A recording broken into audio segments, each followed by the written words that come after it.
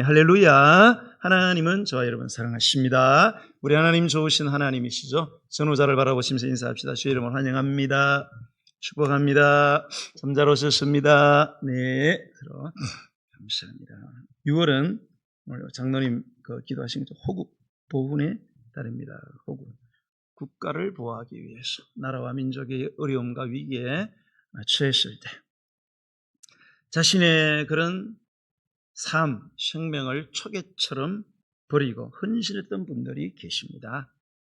그분들의 그 헌신이 없죠. 그것을 뭡니까? 기념하고 기리고 그리고 잊지 말자는 거죠. 여러분, 우리나라 같은 경우는 세계에서 가장 전쟁이 높은 확률을 가진 그런 땅입니다. 이 한반도가. 그죠? 세계 유일하게 분단된 국가가 우리나라밖에 없어요. 우리나라와 북한은 극과 극을 이룹니다. 전쟁이 언제 종전이 아니잖아요. 휴전되어 있어요. 그런데 우리 얼마나 편하게 살고 있습니까? 이게 물론 하나님의 첫 번째 은혜고, 두 번째는 나라와 민족을 위해서 헌신했던 분들이 계십니다. 그분들의 헌신 때문에 우리가 평화로운 하루하루를 살아가고 있다. 네. 또 우린 가까이 우리 또 여기 군인 아저씨들 있잖아요. 군인 아저씨 손 들어보세요. 손 들어봐요, 군인 아저씨들. 군인 청년도 들어요. 이런 날 한번 여러분 좀 한번 안아주고 하세요. 고맙잖아요. 안 그래요? 저분들이 계셔서 정은이가 못 내려오고 있는 거예요, 지금.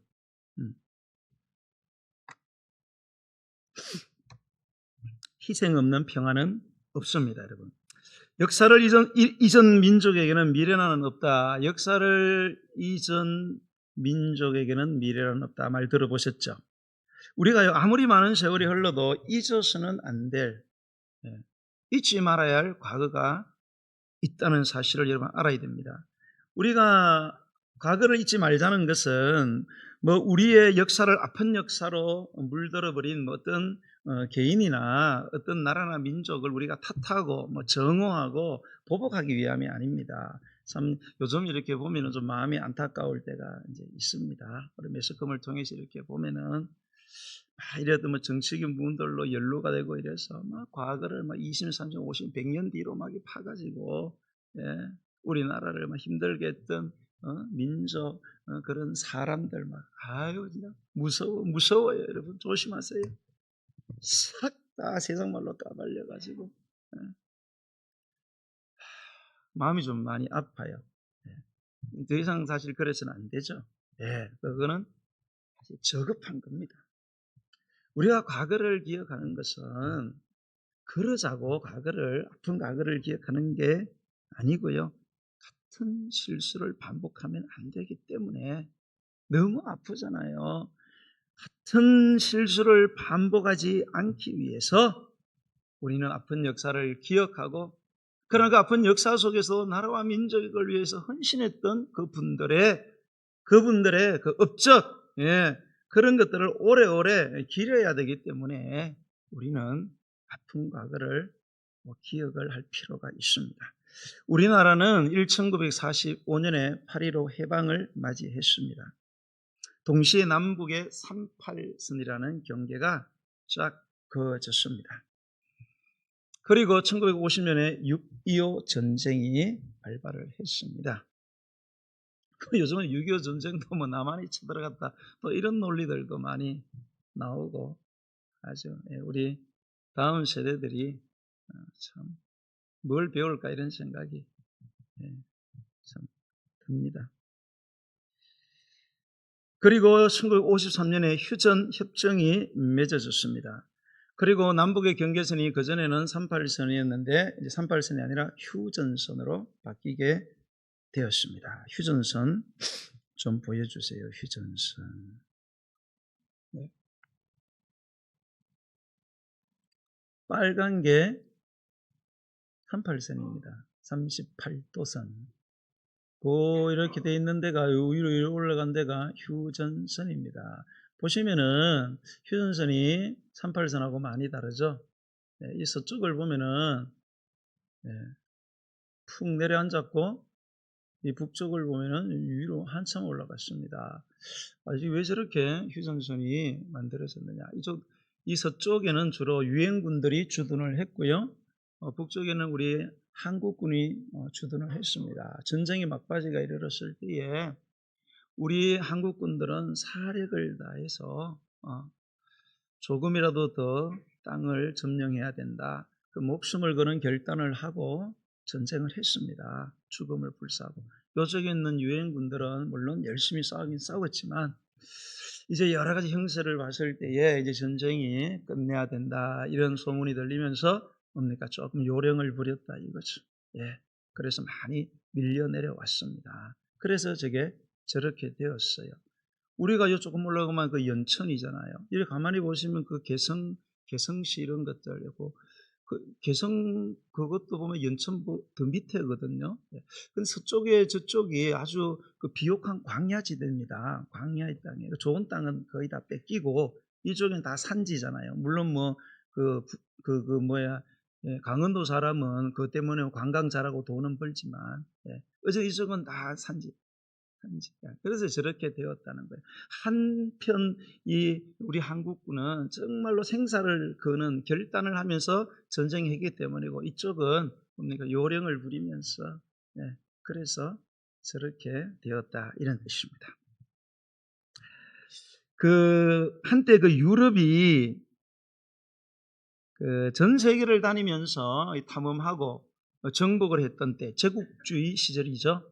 군사적, 경제적 그런 힘을 가지고 다른 나라들을 점령을 해서 진화론에 근거해서 우리의 좋은 것, 우리의 앞서가는 것, 우리가 미개한 민족에게 우리가 나누어줘야 된다.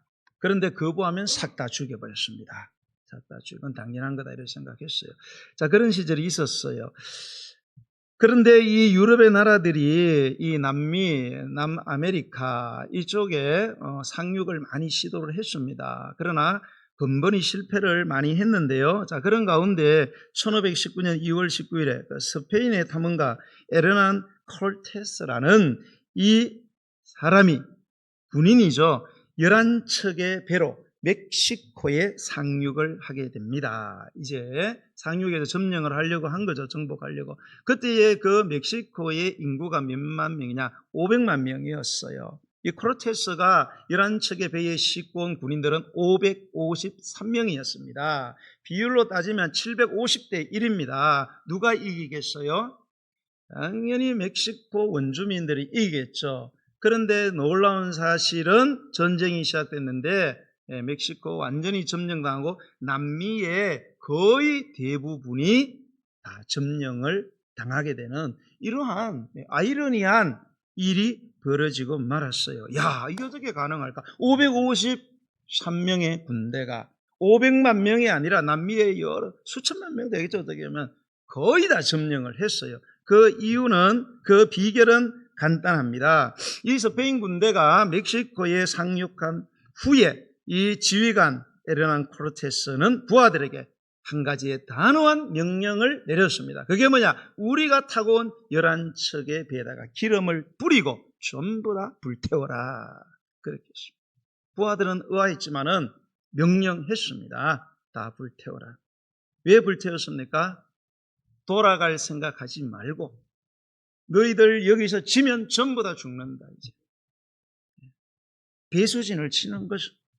그렇기 때문에 군인들은 우리가 여기서 못 이기면 이제 돌아갈 배도 없고 다 죽는다. 그래서 필사각오로 그들이 싸웠기 때문에 그 적은 군인으로도 그 엄청난 땅의 상당 부분을 점령했다는 그런 실화가 있습니다. 오늘 우리에게 큰 교훈을 주는 그런 이야기들이 아니겠습니까? 여러분, 우리의 새로운 미래, 우리의 미래가 새로워지기를 소망한다면, 일어나기를 원한다면 실존적인 결단, 지금의 과감한 결단이 있어야 한다 이 말입니다. 왜 우리에게 새로운 미래가 열리지 않을까? 왜 희망의 미래로 우리는 나아갈 수 없을까? 이유는 우리 밖에 있는 게 아니거든요. 우리 안에 있다는 사실을 단호한 결단을 해야 되는데 자꾸 우리 외부의 것을 탓하고 그게 있다는 거예요. 오늘 여기 계신 분들도 누구나 아마 더 나은 미래를 원하시는 줄로 믿어요. 그렇죠. 지금 우리보다는 우리 다음 세대가 나아야 되지 않겠어요? 우리 자녀들이 좀 더 나아야 되지 않겠습니까? 우리 교회도 지금보다는 다음 세대가 더 나아야지. 저 구라파라든지 미국의 반절처럼 이제 교회가 전부 다 체육관으로 술집으로 카페로 변하고 그래서 되겠습니다. 우리 교회는 이거 정말로 망하면 건물이 너무 이뻐가지고 바로 술집 카페로 바로 넘어갑니다. 바로 넘어가요. 자, 우리가 새로운 미래의 희망의 미래를 정말로 소망한다면 단호한 결단을 해야 합니다. 자, 오늘 본문에 보면 주인공 엘리사가 출연합니다. 엘리사가 바로 이러한 일에 우리의 표상, 즉 본받을 만한 대상이라는 거죠. 자, 엘리사는 자신의 인생에서 새로운 미래가 도래하도록 과감한 결단을 내린 사람입니다. 그가 하나님의 부르심을 받았을 때 보여주는 고결한 결단, 그리고 새로운 미래를 향한 그 단호한 출발이 우리에게 너무나도 감동적이다, 그런 말씀입니다. 자, 우선 우리가 엘리사의 출신 성분을 한번 보도록 하겠습니다. 여러분 19절의 말씀을 한번 읽습니다. 19절 시작. 엘리사가 거기서 떠나 사밧의 아들 엘리사를 만나니 그가 12겨리소를 앞세우고 밭을 가는데 자기는 12째 겨리소와 함께 있더라. 엘리야가 거리로 건너가서 겉옷을 그 위에 던졌다. 자, 엘리야 선지자시죠. 불의 선지자 갈멜산에. 그 선지자가 이제 후계자를, 하나님이 엘리사를 후계자로 삼아라. 그래서 이제 엘리사에게 와가지고 겉옷을 던지는 게 후계자로 삼는다는 상징적 표현이거든요. 그런데 그때에 만난 엘리사가 뭐 하고 있었느냐 보니까 그가 12겨리소를 앞세우고 밭을 갈고 있었어요. 네. 자기는 12째 겨리소와 함께 있더라. 겨리, 한 쌍의 소를 말하는 거죠. 네. 12겨리소, 24마리입니다. 네. 과연 이게 고대의 24마리의 소를 한 집에서 가지고 있겠느냐, 상당히 의심스러운 부분. 이 정도면은 다이아몬드 수저입니다. 다이아몬드 수저, 금수 정도가 아니고. 그래서 어떤 학자들은 이거 마을 사람들이 공동으로 이렇게 하고 있는 거다, 이렇게 보시는 분들도 있고, 어떤 분들은 또 그가 아니다. 왜 그러나 여기 보면은 주어가 그가 12겨리소를 앞세웠다. 그래서 이 12겨리소를 앞세우고 있는 주체가 엘리사인 거 보면 그의 소유다. 어쨌든 하여튼 소가 적은 소가 아니라는 겁니다. 당시에 한 마리 정도만 있어도 괜찮은 농가였습니다. 제가 시골에 있을 때 그렇죠. 어렸을 때 소 한 마리 있으면 큰 재산이고, 나름대로 주로 암소를 갖고 있어야 됩니다. 그래야 새끼를 낳아서 팔아서 자식 기르고 다 그렇게 했거든요. 소 2마리 있다, 그 집에 상당한 부자라 그렇게 볼 수 있습니다. 그런데 그의 집에 최소한은 소 2마리, 그리고 최대로 본다면 24마리가 있었기 때문에 이거는 얼마나 그의 가정이 부유했는지를 볼 수 있습니다. 요즘으로 말하면 금수저 정도가 아니라 다이아몬드 수저다, 이 말입니다. 그리고 이 24마리가 정말로 그 사람의 소유라면 그 24마리가 다 투입되어 있어요. 땅이 어마어마하다, 이 말이죠. 네. 그런 조금도 부족함이 없는, 아쉬울 게 없는 그런 출신 성분이다, 이 말입니다. 자, 또 엘리사가 태어나서 살았던 바로 그 지방이 어딘가 하면 오늘 그 19절에는 그 엘리사의 아버지 이름만 나와요. 사밧의 아들 엘리사. 그러나 16절로 올라가 보시면 그의 고향도 나옵니다. 그 아벨 무홀라 사밧의 아들 엘리사, 이렇게 있죠. 예. 아벨 무홀라는 사밧, 즉 엘리사의 아버지의 사는 지역을 말해요. 엘리사의 출신 지역을 말합니다. 이 아벨 부홀라는 히브리어로 춤추는 목초지 그런 뜻입니다. 네, 다시 말해서 요단강 지역에서 최고의 곡창지대가 바로 이 아벨 마홀라였습니다. 그러니까 어느 정도 부유한 집안이었는지를 알 수 있습니다. 아무것도 안 해도 먹고 살 수 있는, 편하게 평생을 먹고 살 수 있는 그런 부유한 집에서 태어난 그였지만은 선지자로서의 하나님의 부르심에 기꺼이 순종을 하고 과감하게 자신의 삶을 정리했다는 거지요. 다시 말해서 그가 상속받을 수 있는 모든 유산을 포기를 하고 상속자의 명단에서 그의 형제가 있었는지 모르겠지만은 상속자 명단에서 자기 이름을 삭제를 시키는 그런 일을 결단을 했다. 쉬운 일이 아니잖아요. 왜요? 돈 문제잖아요. 돈 문제. 그죠? 네. 여러분, 삼성, 현대, 전부 다 왜 이렇게 싸고 찢어지고 갈라져요? 왜 그래요? 전부 돈입니다. 돈. 피범벅이가 되는 거예요. 그런 거 전부 다 내려놨습니다.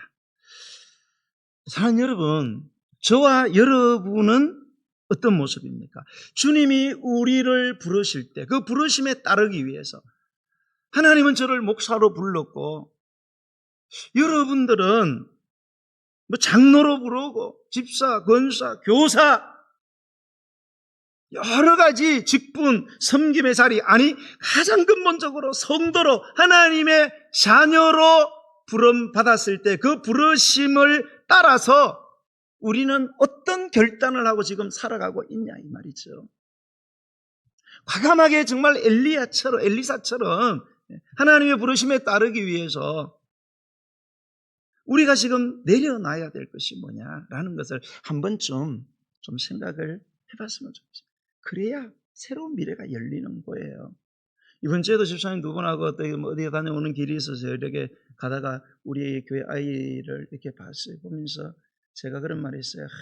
정말로 우리 저렇게 어리고 이쁜 우리 애들, 우리 다음 세대, 정말 저들이 정말로 다음 세대에서 정말 저들이 평안하고 아름다운 삶을 살아야 되는데 그러기 위해서는 우리가 잘해야 된다. 제가 그런 이야기를 했어요. 네, 집사님들 다 동의하면서 좋은 말씀을 많이 했는데 그렇지 여러분.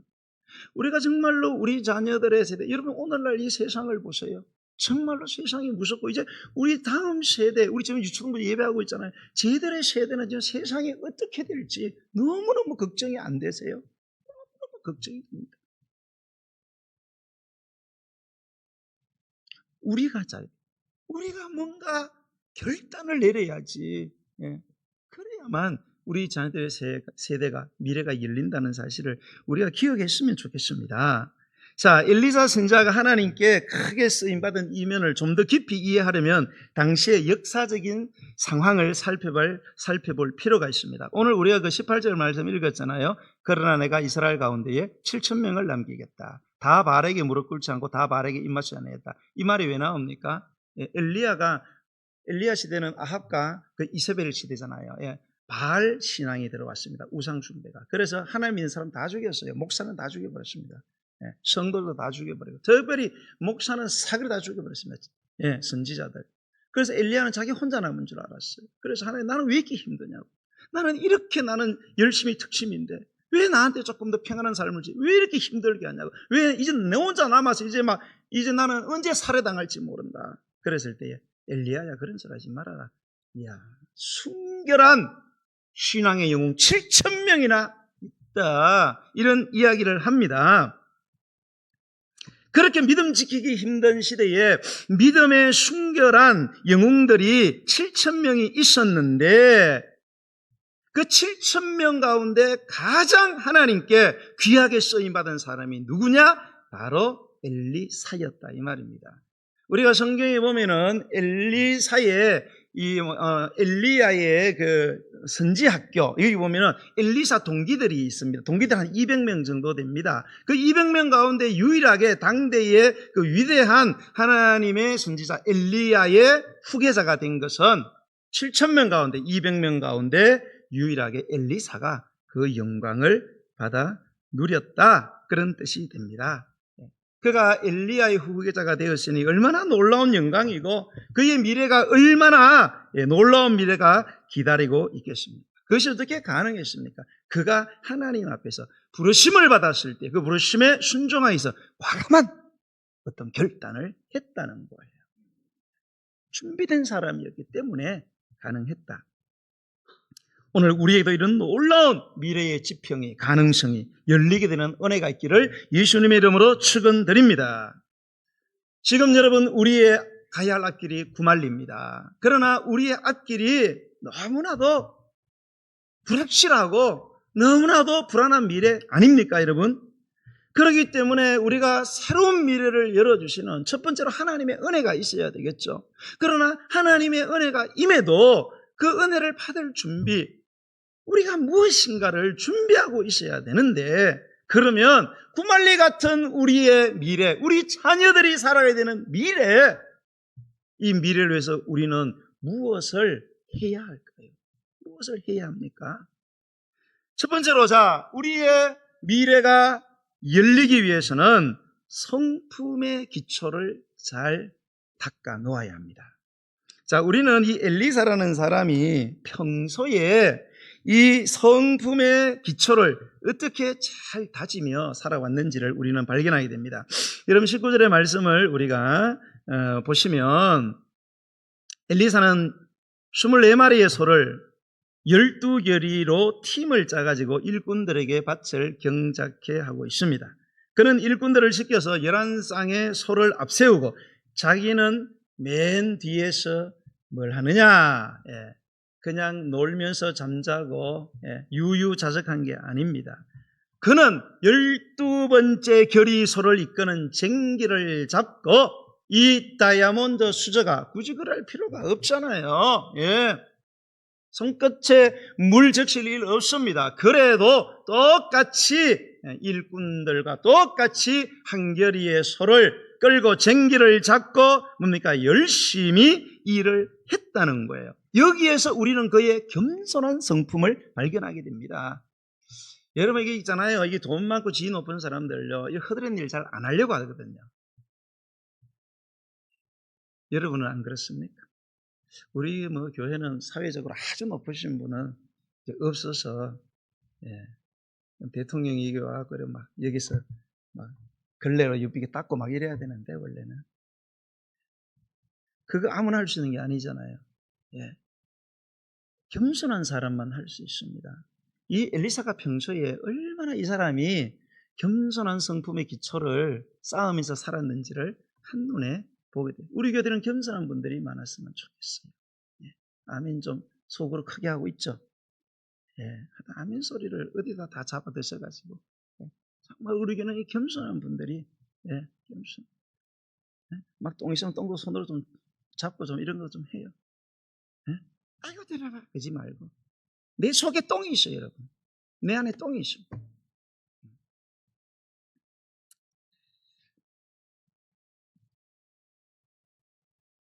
우리는 그가 성품의 기초를 어떻게 다지며 살았는지 실제적인 면모들을 볼 수 있게 되는데요. 또 하나는 그 본문 21절 마지막 소절에 보면 엘리사의 성품을 또 한 번 발견을 할 수 있습니다. 이 21절에 보면 마지막에 뭐라고 되어 있어요? 일어나 엘리야를 따르며 수종을 들었다, 이렇게 되어 있습니다. 이 수종 들었다는 말은 성실한 섬김을 말합니다. 그의 성실한 성품을 이야기해 주고 있는 거예요. 이 수종 들었다는 것은 여러분, 그 광야에서 모세의 그 제자가 있잖아요. 여호수아가 모세를 절대적으로 따르고 섬겼을 때에 여호수아가 모세를 수종했다 하던 그 단어하고 같은 단어를 사용하고 있습니다. 굉장한 저자세로 한결같이 그렇게 섬기는 그 성실한 성품, 다이아몬드 수저잖아요, 여러분.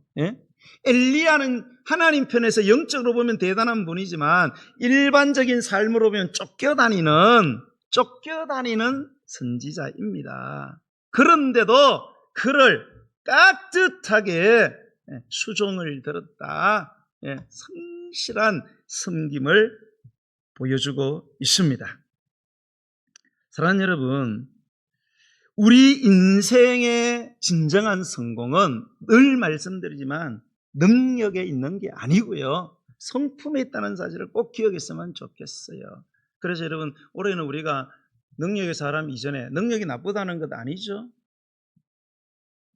성품의 사람이, 성품이 뒷받침이 안 되면 능력이 내게 독이 된다는 사실을 꼭 기억을 하셔야 합니다. 그거를 지금 보여주는 게 김땡중이잖아요. 지금 호중이 진짜 너무 마음이 아프지 않아요? 호중이 보세요. 능력이 대단한 사람입니다. 예? 중학교 때 이종 격투기로 전국을 제패했습니다. 고등학교 때 그래서 조폭에서 콜링했습니다. 싸움을 워낙 잘하니까. 조폭 생활하다가 은혜 가운데 좋은 선생님 만나갖고 천상의 목소리가 있는 것을 발견하고, 예, 공부를 시키고 새로운 삶을 살게 했어. 독일로 유학 보내고 독일에 갔다가 한양대 왔는데 시원찮은 것 됐어. 터로토게로 와가지고, 예, 유명한 인물이 되었잖아요. 그래서 능력이 대단한 사람입니다. 이거 다 웬만한 이 가수들은 막 이렇게 뭐 잘못하고 이러면 다 매장시켜서 다 끝나는데, 김호중 팬들은 잘 안 그런다 그러대요. 예, 김호중 팬들은 뭐예요? 김호중이의 목소리를 대체할 목소리는 존재하지 않는다, 이 땅에는. 그러니까 살려야 된다 막 이러면서, 예. 그러나 판사는 뭐예요? 검사하고, 예, 반드시 실형을 내리겠다. 3년. 지금 까닭 잘못하면은 진짜 실형 받을 수 있어요. 3년. 그러면 여기서 거의 매장된다, 그렇게 봐야 되는데, 기도하고 계시죠? 호중이 위해서? 해요? 안 해요? 그러면 안 되지. 호중이가 그래도 하나님 믿는 사람이고 찬양도 부르고 이러는데 기도 좀 하세요. 알았죠? 입 놔뒀다고 뭐 하세요? 호중이 위해서 기도 좀 해주세요. 여러분, 능력이 있어도 성품이 시원하고 능력이 있어도 성공은 합니다. 그러나 성공 뒤에는 반드시 실패가 와요. 문제는 뭐예요? 위기가 왔을 때 능력만 있고 성품이 뒷받침 안 되면 위기에서 재기가 불가능하다는 거예요, 여러분. 그래서 진정한 능력은 성품에 있습니다. 좋은 성품을 가지는 것이. 그래서 우리는 우리의 모든 삶의 어려운 환경들을 내 성품 개발을 위한 하나님이 주시는 축복의 기회라고 생각해야 돼요. 우리는 부부들도 있잖아요. 보면요, 막 현이나 최수영 이런 사람만 좋아해. 얼마나 잘 만났으면 저렇게 이쁘게. 우리 자들은 시험 만나고 최수영 만난다고 만나라고 해던데 그런 기도 좀 하지 마세요. 싸우는 부부를 만나야 됩니다. 나하고 김 목사님 얼마나 싸웠어요, 그래갖고. 철없을 때 몰랐어요. 왜 이렇게 싸우는지를. 다 보니까 내 성질 더러우니까 하나님이 어떻게 다듬어 보려고 제일 맞는 김옥수기를 붙여놔가지고. 나는 우리 김목수기가 그냥 나를 힘들게 하는 역사적 사명 띄고 온 줄 알았어요. 그런데 어느 날 하나님께서 아니야, 그게 아니야. 네 성격이 그래 갖고는 예수님의 성격을 닮았어. 진정한 신앙인의 성공이다. 그래서 알았어요. 그래서 이렇게 잔소리 찬송을 하는구나, 그렇게 생각했습니다. 예. 여러분, 우리의 새로운 미래가 열리기를 원한다면 성품의 기초를 평소에 잘 쌓아놓는 사람이 되어야 된다, 이런 말이죠. 두 번째, 여러분, 우리가 새로운 미래가 열리기를 원한다면 신앙의 기초를 또한 잘 쌓으면서 살아가야 합니다. 자, 엘리사는 자신의 인생에 새로운 미래가 열리도록 멋진 신앙적 행동, 결단을 하게 되는 거죠. 자, 21절을 한번 보겠습니다. 21절 시작. 엘리사가 그를 떠나 돌아가서 한 겨리소를 가져다가 잡고 소의 기구를 불살라 그 고기를 삶아 백성에게 주어 먹게 하고 일어나 엘리야를 따르며 수종 들었더라. 아멘. 자, 엘리사는 자기 몫에 해당하는 소를 잡아가지고 하나님께 제물로 바쳤습니다. 이 소를 잡는다, 이 말은 히브리어로 뭡니까? 제사 용어입니다. 제사 용어. 제사를 드렸다. 제사. 근데 불로 태웠어요. 번제. 완전히 드리는 헌신. 전적인 헌신. 자, 엘리사는 자기를 부르시는 하나님께 헌신의 제물을 드렸다는 거예요. 이것은 그가 평소에 하나님께 헌신하는 신앙적인 기초가 잘 갖추어져 있었다는 사실을 우리는 여실히 보게 되는 것입니다. 그가 하나님께 헌신하는 사람으로 늘 신앙생활을 다져왔기 때문에 그는 자기가 사용하던 농기구를 다 불태워서 속까지 불태워버리고 나머지는 사람들에게 나누어주는, 이게 쉬운 일이 아니잖아요. 여러분, 농기구는 일하는 사람에게 연장입니다.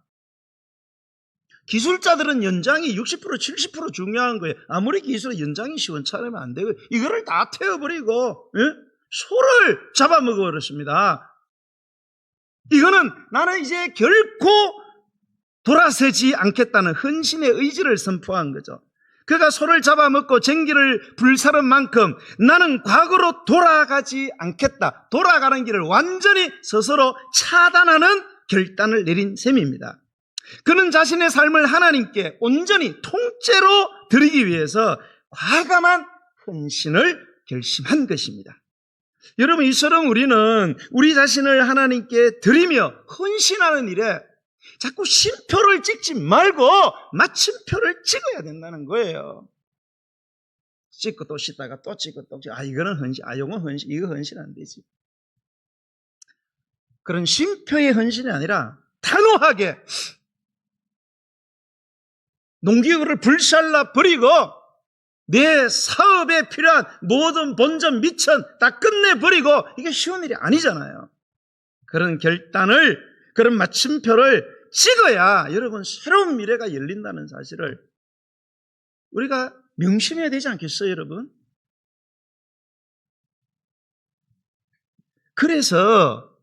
그랬기 때문에 이 엘리사는 영웅적 인물 엘리사 선자의 후계자가 되었고요. 60년 동안 고결한 사역을 감당하게 되죠.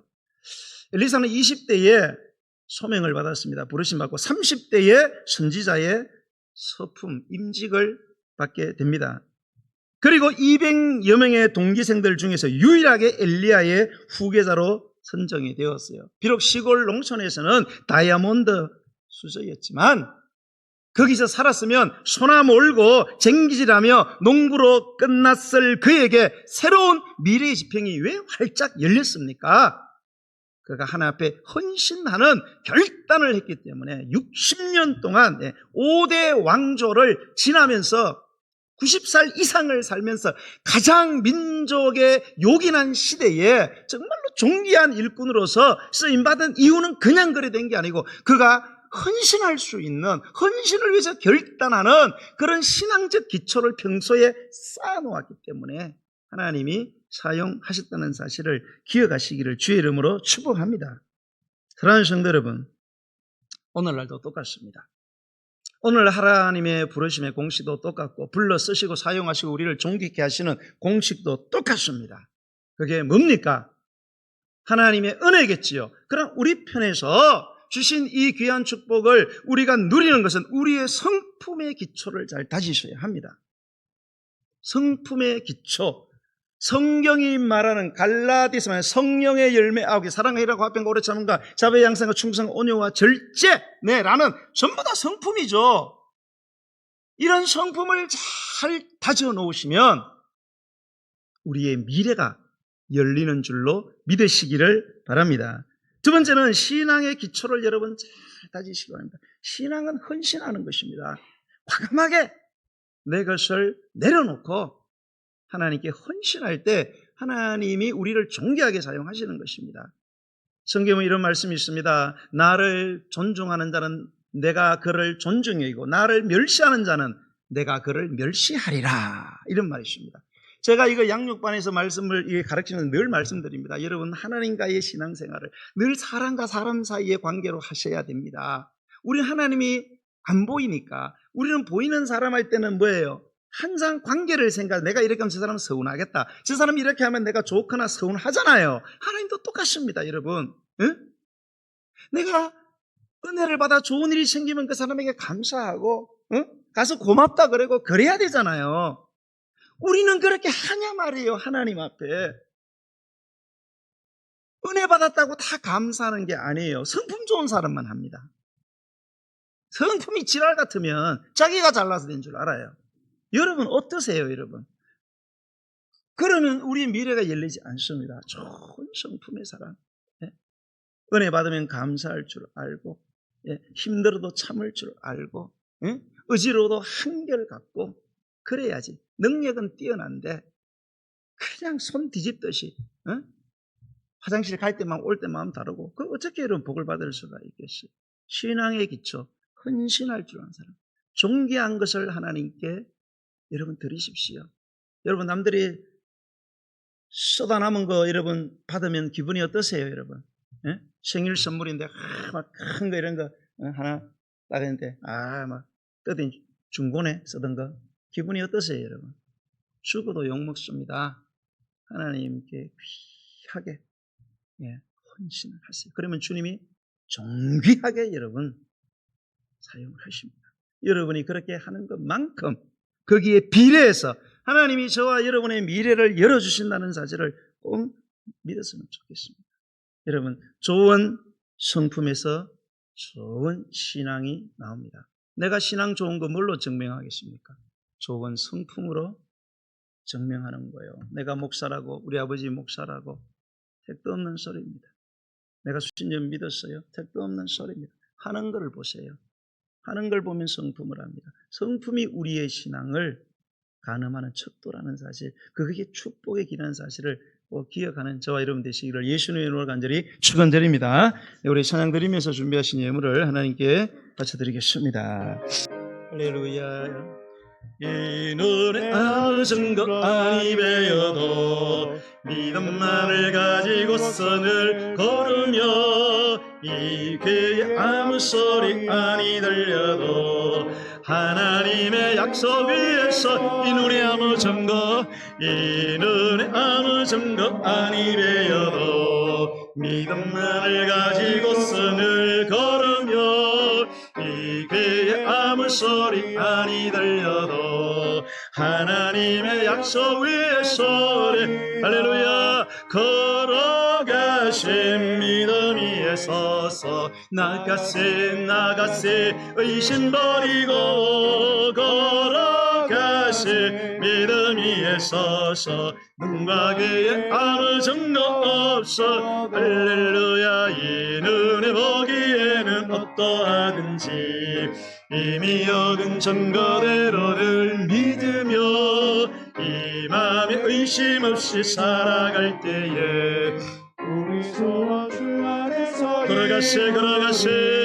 걸어가세 믿음 위에 서서 나가세 의심 버리고 걸어가세 믿음 위에 서서 눈과 귀에 아무 증거 없어도 주님의 걸어감을 두고 맹세함 주 하나님 아버지는 참 미쁘다 그 귀한 모든 약속 믿는 자 아멘 능치 못할 노선을 걸어가세 믿음 위에 걸어가세 믿음 위에 서서 나가세 의심 버리고 걸어가세 믿음 위에 서서 눈과 귀에 이 눈에 아무 증거니 배워도 이 눈에 아무 증거 믿음만을 가지고서 늘 걸으며 이 귀에 아무 소리 아니 들려도 하나님의 약속 위에서 아멘 걸어가신 믿음 위에 서서 나가세 의심 버리고 걸어가세 믿음 위에 서서 눈과 귀에 아무 증거 이 눈에 보기에는 어떠하든지 이 눈에 보기에는 어떠하든지 이미 얻은 증거대로 늘 믿으며 이 마음에 의심 없이 살아갈 아멘 주 안에서 이미 걸어가세 믿음 위에 서서 걸어가세 믿음 나가세 의심 버리고 걸어가세 믿음 위에 서서 눈과 귀에 아무 증거 걸어가세 믿음 위에 서서 나가세 의심 버리고 걸어가세 믿음 위에 서서 눈과 귀에 아무 증거 믿음으로 들어가세 걸어가세 믿음 위에 서서 나가세 의심 버리고 걸어가세 위에 서서 눈과 귀에 아무 증거 없어도 결단하면 미래가 열린다는 말씀을 들었습니다. 오늘 엘리야를 우리의 그러한 일의 표상으로 삼고 오늘 말씀을 저와 여러분이 받았습니다. 엘리야가 하나님 앞에 부르심을 받고 존귀하게 쓰임받은 그 이유는 다른 데 있는 것이 아니었습니다. 하나님의 은혜였지만 그가 평소에 성품의 기초를 잘 쌓는 성품의 사람이었기 때문에 그는 너무나 겸손했고 그는 엄청난 수준임에도 불구하고 겸손함으로 성실하게 일하는 좋은 성품의 사람이었고요. 그는 평소에 신앙의 기초를 잘 쌓아가는 사람이었습니다. 그가 부르심을 받았을 때 하나님 앞에 헌신한 모습을 보면 그가 평소에 얼마나 헌신적인 신앙생활을 했는지를 우리에게 여실히 보여주고 있는 것입니다. 그렇게 준비된 사람이었기 때문에 하나님은 그를 존귀하게 사용하시고 그를 높여 지금도 우리가 그를 배우게 하고 그를 통해서 메시지를 받는 것 아니겠습니까? 사랑하는 여러분, 우리 모두는 더 나은 미래를 원하는 줄로 믿습니다. 우리보다 우리의 자녀가 나아야 되지 않겠습니까? 여러분, 지금 우리 교회보다는 다음 세대의 우리 자녀의 교회가 더 나아야 되지 않겠습니까? 우리가 그걸 정말로 여러분 원한다면 내 개인의 삶, 내 가정의 삶, 내 교회의 삶, 내 인생, 내 자녀의 삶에 그러한 은혜가 임하기를 원한다면 여러분이 어떤 삶 가운데 있을지라도 성품의 기초를 쌓는 기회로 삼으시고 능력 이전에 좋은 성품을 하나님께서 연단시킨다는 사실을 깨닫고 그것이 진정한 능력인 줄 알고 항상 여러분 그 부르심에 순종하시기 바랍니다. 그리고 신앙은 헌신하는 것입니다. 여러분, 헌신은 힘들고 어려운 희생이지만 희생 없이는 평화가 없다고 하지 않습니까? 예수님의 희생하심으로 우리가 구원을 받았습니다. 그러므로 여러분 과감한 헌신의 결단 한번 내려보십시오.